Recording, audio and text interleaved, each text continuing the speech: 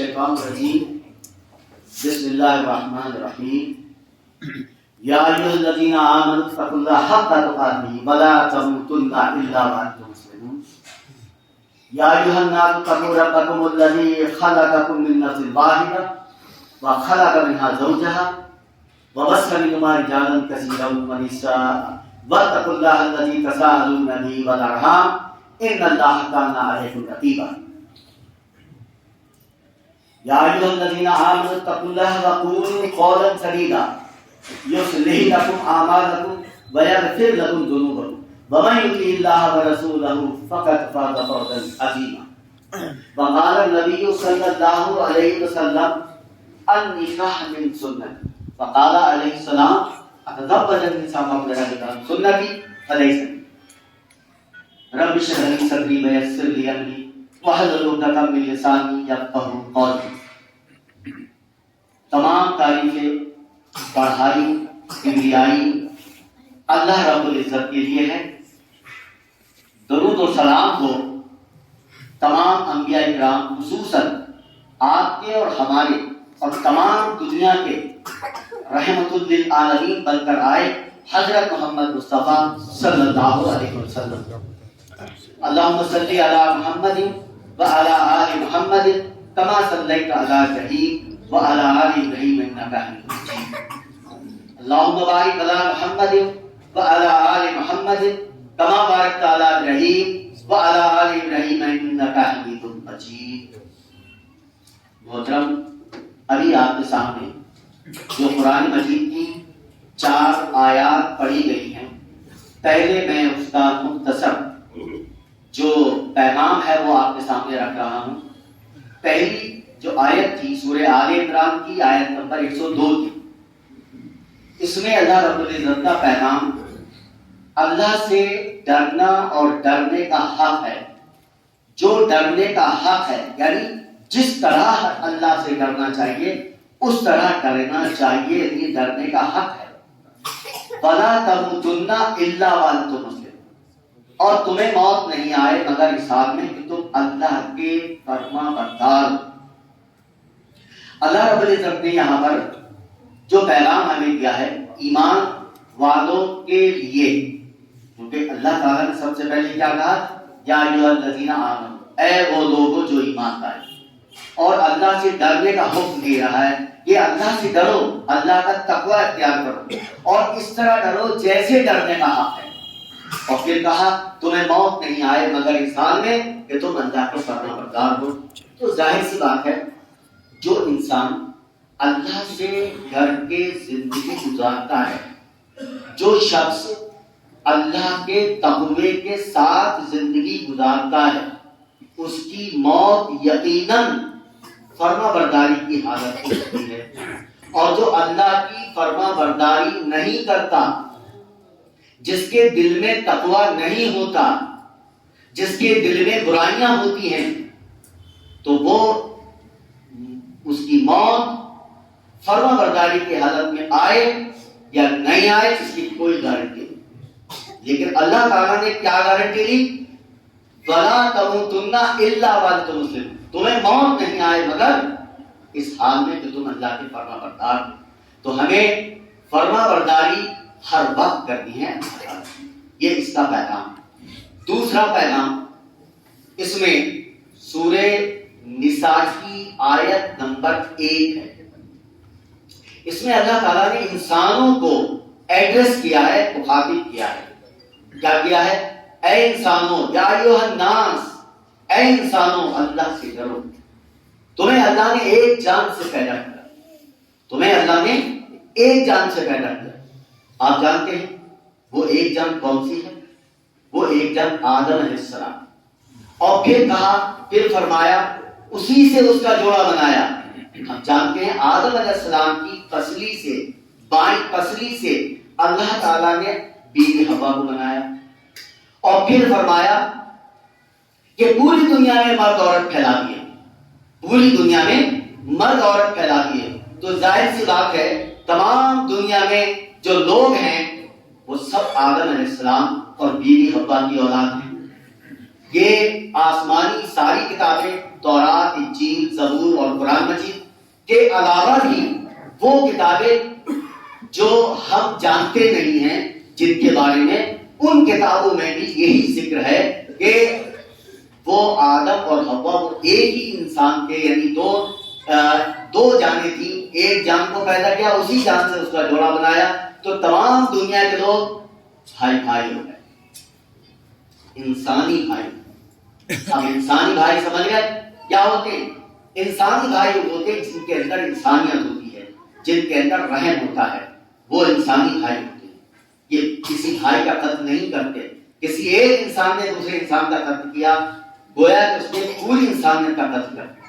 تو انسان کا انسان قتل نہیں کر سکتا، کیونکہ وہ بھی آدم کی اولاد ہے، ہم بھی آدم کی اولاد۔ اس کے بعد اللہ تعالیٰ نے کیا فرمایا کہ اللہ سے ڈرو، اور ایک بات اور کہی اس کے اندر کہ اللہ تعالیٰ کے واسطے سے آپ لین دین کرتے ہیں، سوال کرتے ہیں، اور اللہ سے ڈرو۔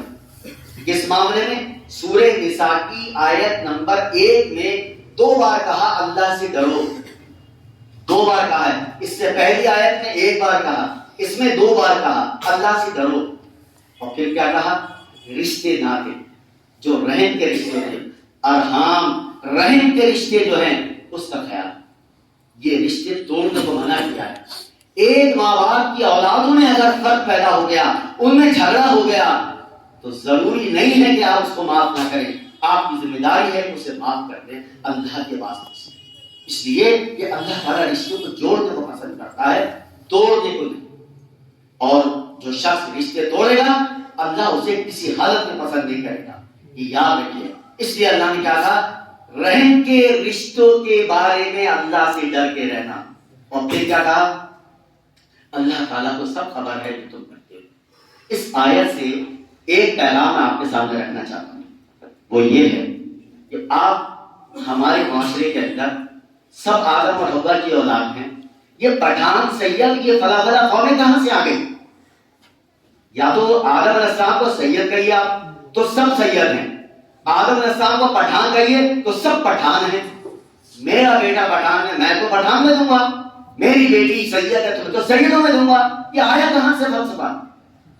اللہ تعالیٰ نے کہا کہ تم اپنی قوم پر مت اتراؤ، اور رسول اکرم صلی اللہ علیہ وسلم نے کیا فرمایا؟ آخری حج میں آپ کا پہلا حج ہی آخری حج ہے، کیا فرمایا؟ آج میں جاہلیت کی تمام رسموں کو اپنے پیروں تلے روند رہا ہوں۔ پھر کیا کہا؟ کوئی عرب غیر عرب سے بڑا نہیں، کوئی غیر عرب عرب سے بڑا نہیں، کوئی گورا کالے سے بڑا نہیں، کوئی کالا گورے سے بڑا نہیں۔ اس بات کا کہنے کا مقصد کیا ہے کہ آپ اپنی حسب نسب پر اتراتے ہو؟ ارے تم نے اونچا کون ہے؟ پڑھ لیجئے سورہ حجرات سورہ نمبر 49 آیت نمبر 13، کیا کہا اللہ نے؟ تم میں اونچا وہ ہے جس کے دل میں تقویٰ ہے، اللہ کا ڈر ہے، اللہ کا خوف ہے۔ اب ہم اپنا لیول دیکھ سکتے ہیں، اپنا شیشے میں اپنے آپ کو دیکھ سکتے ہیں کہ ہم کتنے اونچے ہیں، ہمارے دل میں کتنا تقویٰ ہے، اللہ کا ڈر کتنا ہے۔ تو یاد رکھیے یہ ہے اونچائی۔ وہ اونچائی نہیں ہے کہ ایک آدمی کسی اور کے گھر میں پیدا ہو گیا اور ایک آدمی کسی اور کے گھر میں پیدا ہو گیا اور انہوں نے کہا کہ ہم تو نہیں کریں گے، یہ تو ہمارے گھر ہمارے خاندان کا ہی نہیں ہے یا ہمارے لیول کا نہیں ہے۔ یہ لیول آپ نے کہاں سے لگا دیا؟ یاد رکھیے نوح علیہ السلام نبی تھے، رسول تھے، سب جانتے ہیں، اور جو کشتی تیار کی تھی وہ اس لیے کی تھی کہ جو ایمان والے تھے وہ بیٹھ جائیں۔ لیکن یاد رکھیے کہ شرک کی جڑوں کو کاٹنے کے لیے نوح علیہ السلام نے 950 سال تبلیغ کی تھی، لیکن ان کا بیٹا نہیں بچ پایا۔ انہوں نے بیٹے کے لیے دعا کی اللہ سے، میرے بیٹے کو تو بخش دے۔ اللہ رب العزت نے منع کر دیا۔ ذرا یاد کریے قرآن کی سورہ ہود آیت نمبر 46 47 48 میں دیکھ کے پڑھیے۔ اللہ تعالیٰ نے کہا نہیں، یہ تمہارا بیٹا نہیں، کس معاملے میں؟ جسمانی بیٹا تو ہے لیکن ایمان والا نہیں ہے، اس لیے اللہ تعالیٰ نے منع کر دیا۔ تو ذرا غور کریے، اگر ہم اپنی نسب حسب نسب کو یہ مانیں کہ میں تو رسول کے خاندان کا ہوں تو تم آزاد ہو، نہیں، تم آزاد نہیں ہو۔ تمہارے جو گلے میں پڑا ہے وہ ایمان کا یہ جو گلے میں توغہ ہم نے بات ڈالا ہے وہ ایمان کا ہے، اس ایمان نے آپ کو روک رکھا ہے ہر برائی سے۔ کوئی انسان برائیاں کرے اور کہے کہ میں نبی کے خاندان کو ہوں، بخشا جاؤں گا، کسی حالت میں نہیں۔ دیکھ لیجیے قرآن مجید کو، یہ پیغام ہے حسب نسب کا، جو اپنے آپ کو آگے کرتا ہے کہ میرا حسب نسب اونچا ہے۔ تو یاد رکھیے، تقویٰ تقویٰ تقویٰ، 4 مرتبہ کہا ہے اللہ تعالیٰ نے تقویٰ اختیار کرو، اور پھر اس کے بعد 2 آیتیں آپ کے سامنے اور پیش کرتا ہوں مختصر۔ 2 آیتیں ہیں سورہ احزاب کی، آیت نمبر 70 اور 71۔ اس کے بعد میں بات اپنی ختم کروں گا انشاءاللہ۔ اس آیات میں اللہ تعالیٰ نے فرمایا، اے ایمان والو اللہ سے ڈرو اور وقولوا قولا سدیدا، سیدھی سچی نبی دولی بات کہو۔ نبی دولی بات کہنے کا مطلب کیا ہے؟ سوچ سمجھ کے بات کہو، کوئی ادھر گھما پھرا کے بات نہ کرو، بالکل ٹھیک بات کرو، چھپاؤ مت کچھ بھی۔ حق چھپانا بھی گناہ ہے، سمجھ لیجیے آپ، اور حق چھپانا گناہ ہی نہیں بلکہ کفر ہے۔ لہذا نبی اکرم صلی اللہ علیہ وسلم نے حق چھپایا نہیں ہے۔ مکے میں حق ظاہر کیا تو مدینہ چلے گئے، ہجرت کر دی، تو یاد رکھیے حق نہیں چھپانا ہے، سیدھی بات کہنی، سچی بات کہنی، حکمت کے ساتھ کہنی۔ پھر کیا کہا اللہ تعالیٰ نے؟ یصلح لکم اعمالکم ویغفر لکم ذنوبکم، اللہ تمہاری اصلاح کر دے گا، تمہارے گناہوں کو معاف کر دے گا۔ اور آخری آیت کیا ہے؟ وَمَن يُطِعِ اللَّهَ وَرَسُولَهُ فَقَدْ فَازَ فَوْزًا عَظِيمًا، فرما برداری کرو اللہ کی اور فرما برداری کرو رسول اکرم صلی اللہ علیہ وسلم۔ اب ہم دیکھتے ہیں کہ معاشرے کے اندر فرما برداری نہ اللہ کی ہے نہ رسول کی ہے۔ کیوں؟ کس کی فرما برداری کی جا رہی ہے؟ شیطان کے نقش قدم پر یہ ہمارے جو کچھ بھائی ہیں وہ چلنے لگے ہیں۔ انہیں چاہیے کہ وہ اللہ اور اس کے رسول کے بتائے ہوئے راستے میں چلیں، چاہے وہ پیدائش کا معاملہ ہو، چاہے وہ شادی کا یا نکاح کا معاملہ ہو، چاہے میت کا معاملہ ہو، اس میں اپنی نہیں چلانی ہے، اپنی نہیں چلانی ہے۔ مثال کے طور پہ ایک لڑکا اور ایک لڑکی نکاح کرنا چاہتے ہیں، جوان ہو گئے، اور اللہ نے کیا کہا سورہ نور کی آیت نمبر 32 میں، اگر تم غریب ہو نکاح کر لو، اللہ تعالیٰ اپنے فضل سے تمہیں غنی کر دے گا۔ بات سمجھ آ رہی ہے؟ ہم نے کیا کرا؟ ہم غنی ہونے کے لیے چل دیے۔ ابھی نکاح کی سوچ ہے، نکاح کی سوچو بھائی، اللہ نے الٹا کہا، آپ الٹا کر رہے ہیں، قرآن کا الٹا کر رہے ہیں۔ اب کھلائیں گے کیسے؟ تو رازق آپ ہیں یا اللہ ہے؟ پہلے اس کا جواب چاہیے۔ رزق دینے والا اللہ ہے، وہ سارے انتظام بناتا ہے۔ اگر آپ کی توکل آپ کے اپنے اوپر ہے تو آپ غلط فہمی میں ہیں، آپ نہیں کماتے ہیں، آپ رزق پیدا نہیں کر سکتے، پیدا وہ کرتا ہے، دیتا وہ ہے۔ اگر ہماری صلاحیت چھین لے ہم کما نہیں سکتے، ہماری ٹانگیں، ہمارے ہاتھ پیر، ہماری زبان چھین لے ہم کما نہیں سکتے، وہ رزق وہی دیتا ہے، لہذا رازق وہی ہے۔ یہ بات یاد رکھے کہ اللہ تعالیٰ نے مرد عورت کو نکاح کے لیے جیسے تیار کرتے ہیں اور دونوں تقوی والے ہوں تو دیر نہیں کرنی چاہیے۔ ہم نے کتنے پتھر بیچ میں رکھ دیے ہیں دونوں کے، منگنی کی رسم پہلا پتھر، تاریخ طے کرنے کی رسم دوسرا پتھر، مائیوں کی رسم تیسرا پتھر، ابھی اور بھی پتھر ہیں، پھر آگے اس کے بیچارے کو بالکل خالی کر دیا تھا دلہن میاں کو، اور دلہن کی تو بالکل ہی معاملہ گڑبڑ ہے، جہیز بھی لو، کھانا بھی لو، یہ بھی لو، وہ بھی لو۔ اب ایک رکشہ والا 4 بیٹیاں اس کی، تو کیسے شادی کرے گا؟ کبھی سوچا ان کے بارے میں؟ یاد رکھیے اس کے ذمہ دار ہم ہیں جو لڑکی والوں سے دعوت لیں اور لڑکی والوں سے جہیز لیں، اور آپ نے اگر ایسا نہیں کیا آنے والی امت آپ کی اولادیں اور زیادہ پریشان ہو جائیں گی۔ اور آپ نے سنت کو زندہ کیا ہے، ہر آدمی سنت کو زندہ کرے گا تو آپ کی آنے والی جو جنریشن ہے اسے آسانی پیدا ہو جائے گی. ہمارے باپ نے ہی دہیج نہیں لیا تھا, ہمارے اما کو نے بھی دہیج نہیں لیا تھا. یہ چیزیں آپ کو عام کرنی پڑیں گی. جب یہ چیزیں عام کریں گے تب ہماری غریب بچیوں کے نکاح آسان ہوں گے.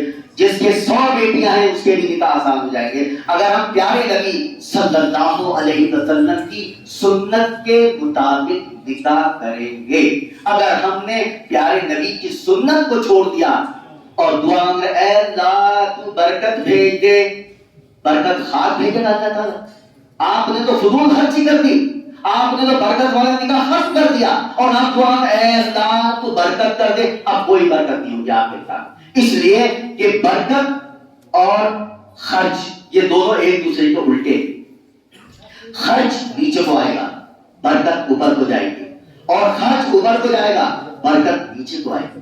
تو یاد رکھیے یہ دوسرے کے الٹے ہیں اور ہم یہ سوچتے نہیں. ہم تو ہمارا پیسہ ہے جہاں چاہے لٹائیں.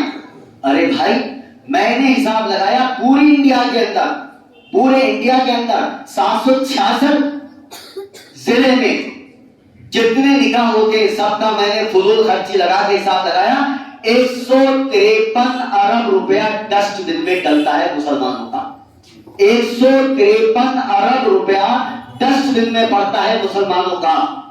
آپ اگر یہ سوچیں تو کتنی بڑی بڑی انڈسٹریاں لگیں گی, یونیورسٹی بنیں گے, میڈیکل کالج بنیں گے, ہاسپٹل بنیں گے مسلمانوں کے, کتنے لوگوں کو فائدہ پہنچے گا, کتنے لوگ بے روزگار سے روزگار میں آئیں گے. اپنے پیسے کی نمائش نہ کری جائے. ایک MBBS ڈاکٹر نے نکاح کیا, کوئی کھانا نہیں لیا, کوئی دعوت نہیں لی, کوئی دہیج نہیں لیا, اور 50 آدمیوں کا ولیمہ کیا. بولے میں تو 50,000 کا کر سکتا تھا, لیکن نکاح کو آسان کرنے کا ایک میسج دیا ہے. نکاح کو آسان کرنے کا ایک میسج دیا ہے.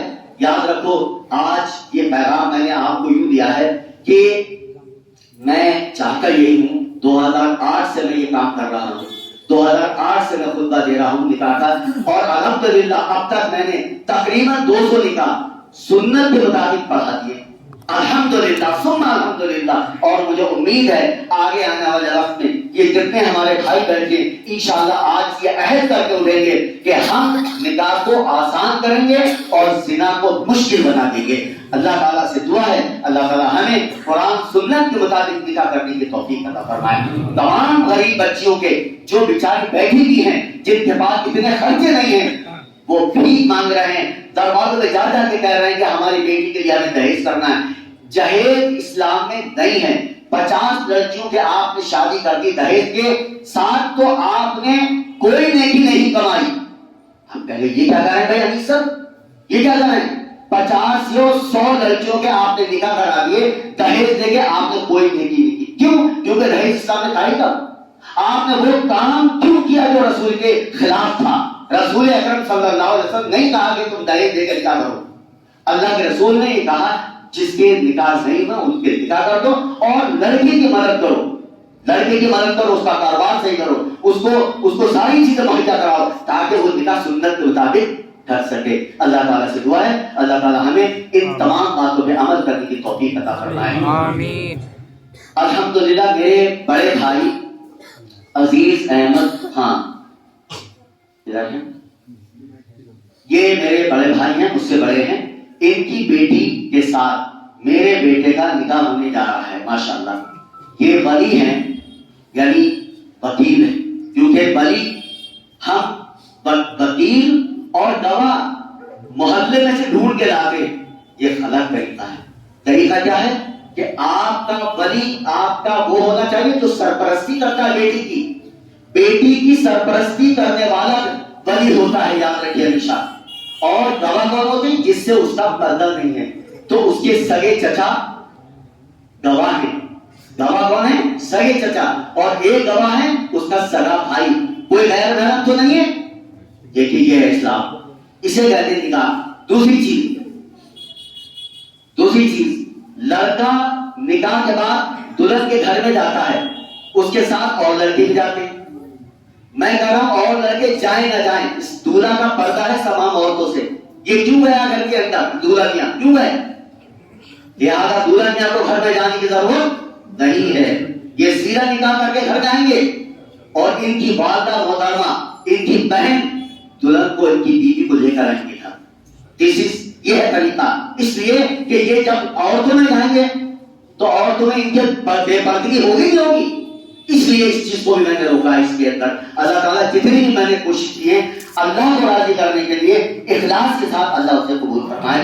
اور جس نے مجھے اس کام میں سپورٹ کیا ہے، میرے سالوں نے، میری بیوی نے، میرے رشتے داروں نے مجھے سپورٹ کیا ہے. میرا بیٹا بھی میرا کہنا مانا ہے کہ باپ ابا جو کہیں گے وہ کروں گا، میں آپ کا فرما بردار بن کے دکھاؤں گا. جیسے ابراہیم علیہ السلام کے بیٹے اسماعیل علیہ السلام نے کہا مار دیجیے گردن، اللہ کا حکم ہے. تو یہ ہے فرما برداری. تو اس لیے میں اپنے بیٹے کو مبارکباد دیتا ہوں اور عزیز بھائی کو مبارکباد دیتا ہوں کہ انہوں نے سنت کے مطابق نکاح کرنے میں میری مدد کی. اللہ تعالیٰ اسے قبول فرمائے. آمین. وآخر دعوانا ان الحمد للہ رب العالمین.